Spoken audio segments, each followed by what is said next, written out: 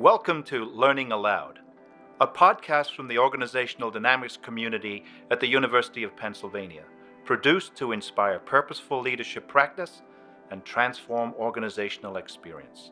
I am your host, Stephen G. Hart.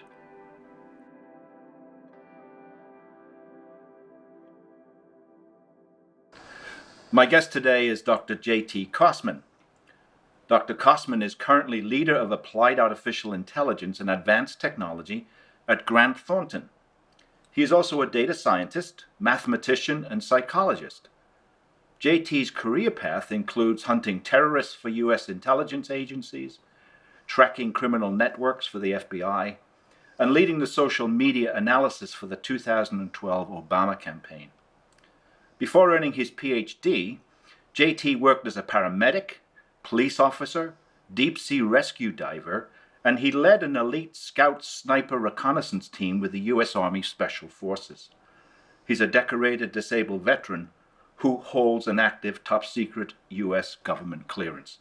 Welcome to the Learning Aloud podcast, Dr. Kostman. Dr. Kostman, I'm glad to be here, Steve. It's great to have you here.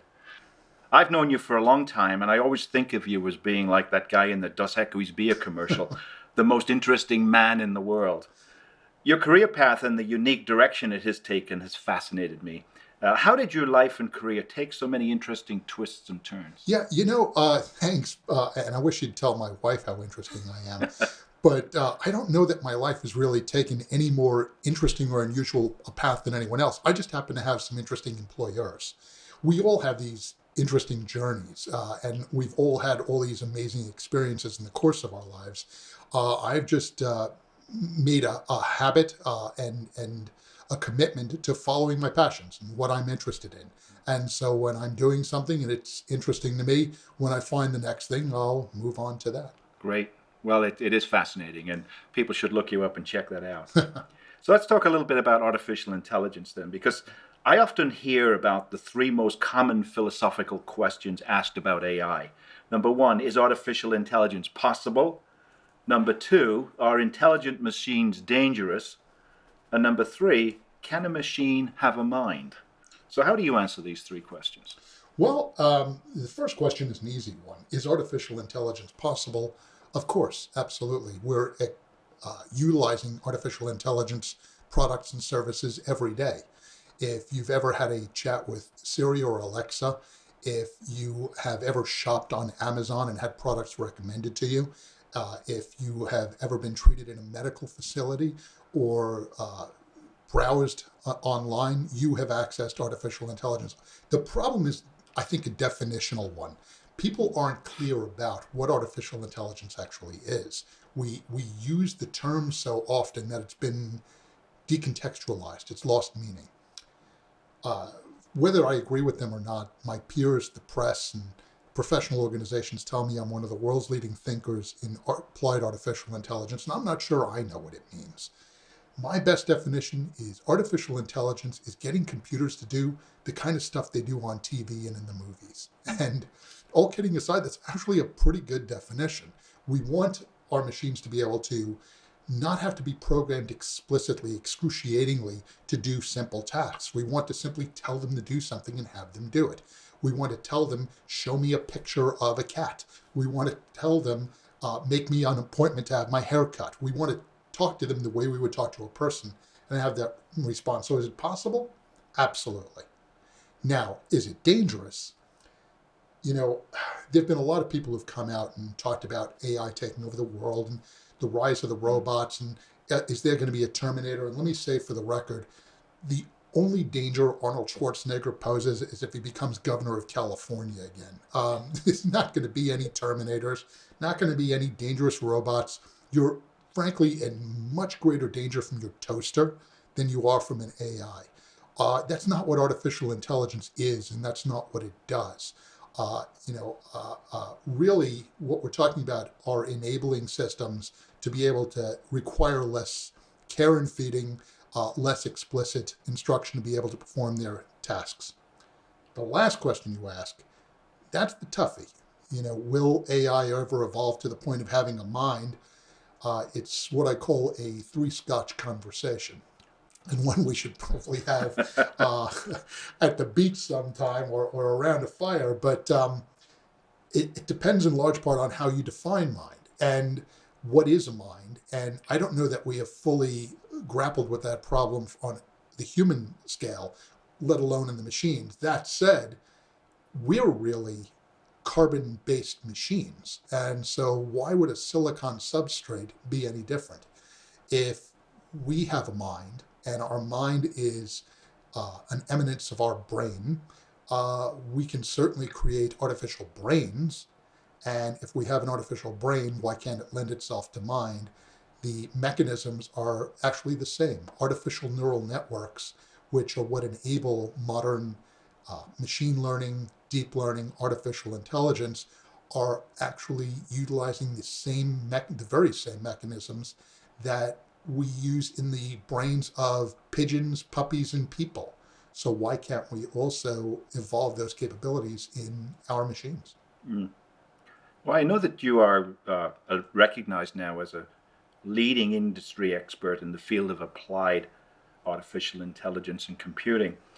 And, from my reading of it, there appears to be quite a lot of discussion among experts in AI. What is hype versus reality? Yeah. So what side of the discussion are you on? Uh, I think there is an awful lot of hype, but the hype tends to be around the dystopian implications.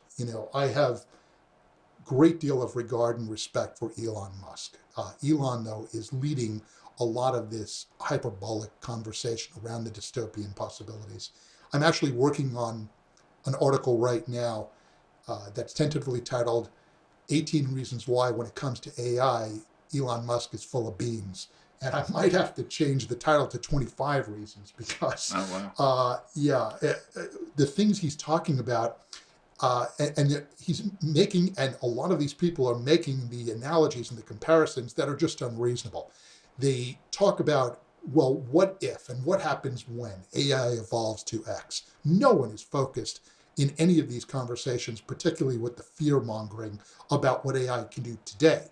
All these conversations are, what if 10 years from now, 20 years from now, 100 years from now? But one of the things they're losing sight of is it's almost like we're building starter pistols and they're worried about nuclear weapons. A starter pistol, and the reason I use that analogy, is not even supposed to be a gun. It happens to have the shape of a gun, but it's used for a very different purpose. It'll just make a noise, right? It can't fire a projectile. Well, analogously, the AI systems that we're building are in the area of what's called narrow AI or purpose-specific AI. They are focused on completing a particular task, driving a car, making a recommendation to you on Amazon, answering your queries through Siri, being able to scan through X-rays to be able to see if it finds a tumor that should be concerning to the physician. Those things are not going to jump out of the box and strangle you by the throat. It's preposterous to even think about.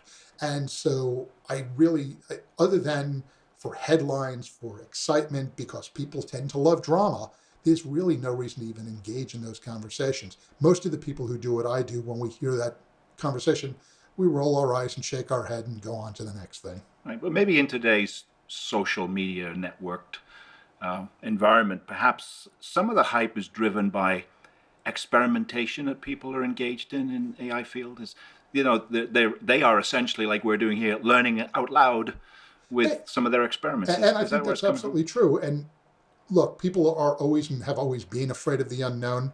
We're always concerned about technology in particular, right? Mary Shelley wrote Frankenstein to talk about technology running amok and what are we going to do with this new thing we're calling electricity? And might that be used to reanimate flesh? And electricity itself, think about how much scare there was when Edison installed the first power plant in New York and Westinghouse, and everyone talked about how it would leap out of the wires and kill us all. And we have always been challenged by technology, but technology is what enables us to be essentially human. The most dangerous technology on the planet right now is one that I keep in my pocket and carry with me every day. It's a pen. The pen really is mightier than the sword and mightier than tanks or any other weapons, right? pens and writing and a codification of knowledge has been used to our great advantage and our great disadvantage as a species. But we don't look at the technology and say, well, let's get rid of all the pens. Yeah, yeah. Let's move to the practical realm a little bit. So let's think about the likely impact that AI can have on business in the next 3 to 5 years. So what industries or sectors do you think are likely to take up this? Well, now you're talking real things to be concerned about and to start thinking about. Forrester Research came out recently and said businesses that are better enabled in artificial intelligence and big data analytics will take $1.2 trillion from their less informed peers by 2020. Every year, year on year. That means we're going to see $1.2 trillion, by the way. That's more than the GDP of Mexico. That's almost the GDP of Australia. Shifting from companies that don't have these capabilities, which is pretty much everyone, to those fortunate few that do.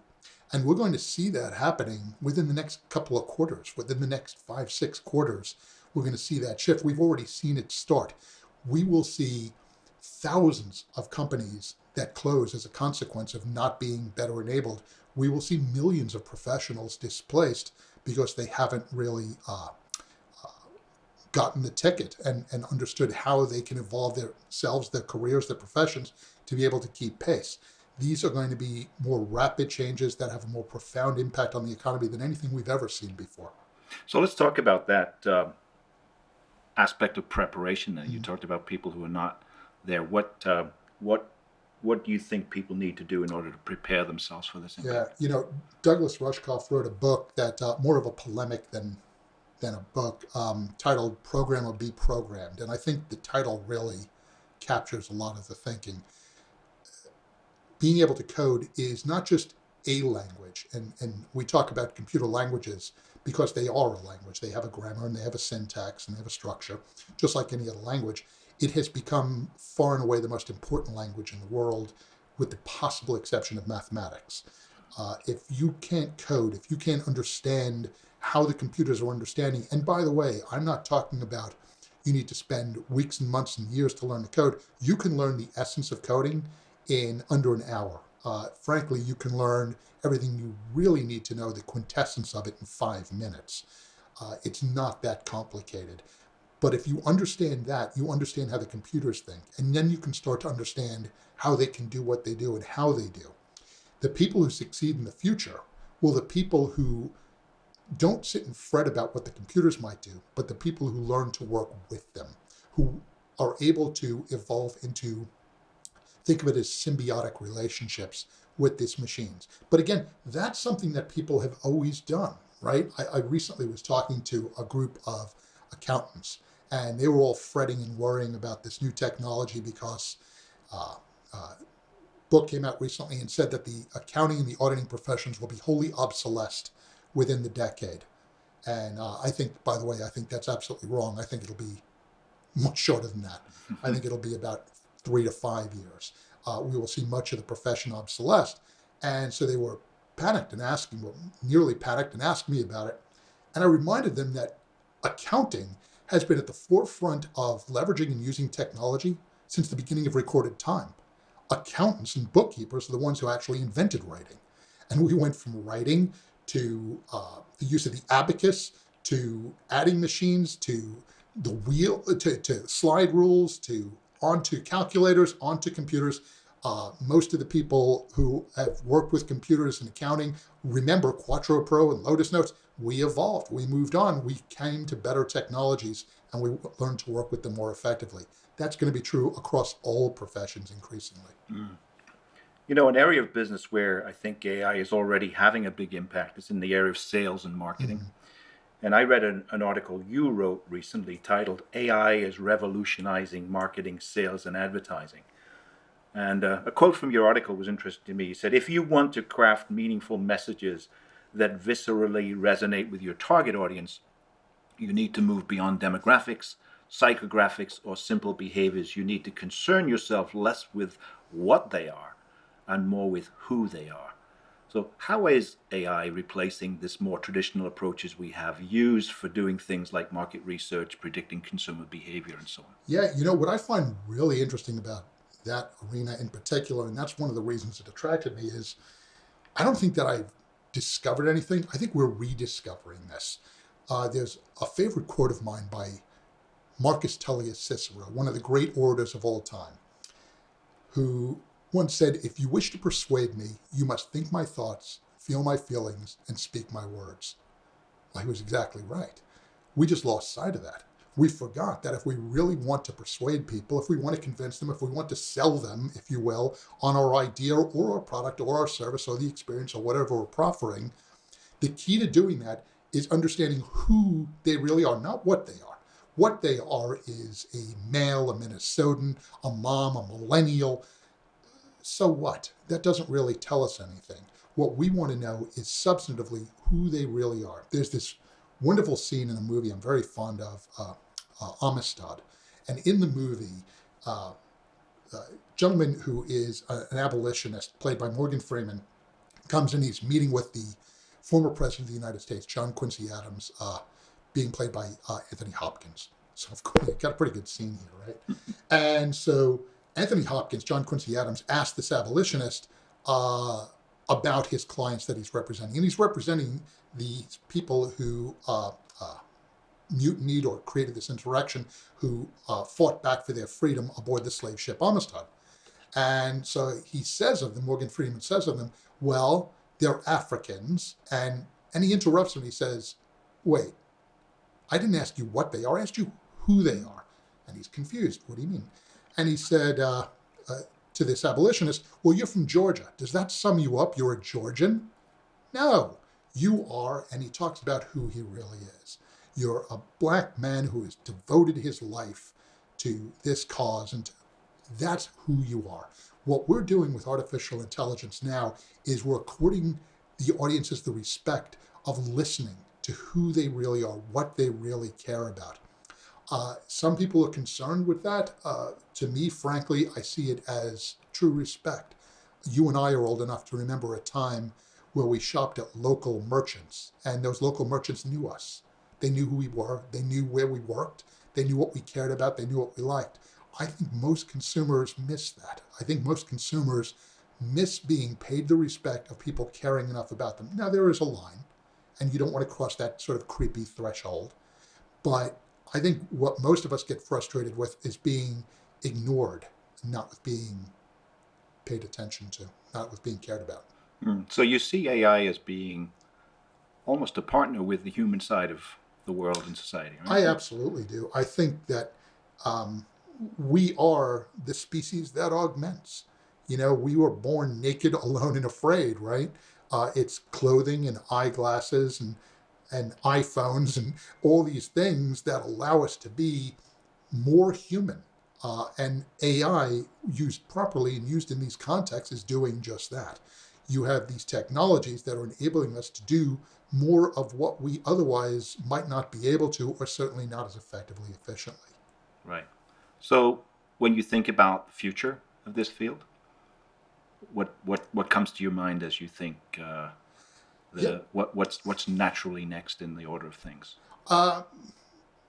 This is where it's less about the technology and more about the sociology.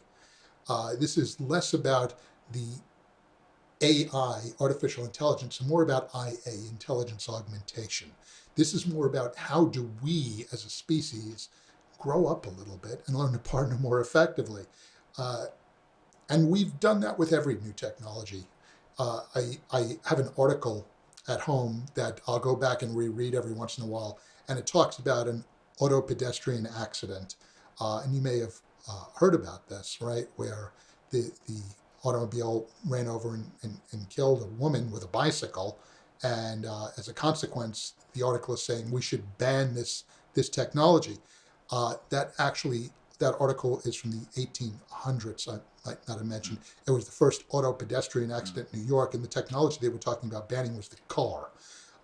Now we have the same things that we're looking at with self-driving cars. We tend to forget that we lose 40,000 lives a year in the U.S. in auto accidents, 1.2 million worldwide. Why? Because of fear, because of concerns that, gee whiz, what's going to happen when we put in this AI and we do away with traffic accidents? We're just going to have to grow up a little bit. We're going to have to learn that the technology doesn't have to be inherently frightening. It's something we can use. I'm not old enough to remember when we started using fire. I'm close, but I'm willing to bet that there were a bunch of people sitting on the edges of the camp and saying, "I don't know about that stuff." Right. And yeah, we tend to evolve. Yeah. Well, I want to thank you for stopping by today and giving us a nice look into the AI world a little bit and giving us some reassurances about its future. It's been a pleasure to have you on the podcast today. Thanks very much for coming in. Pleasure to be here. Thank you, my friend.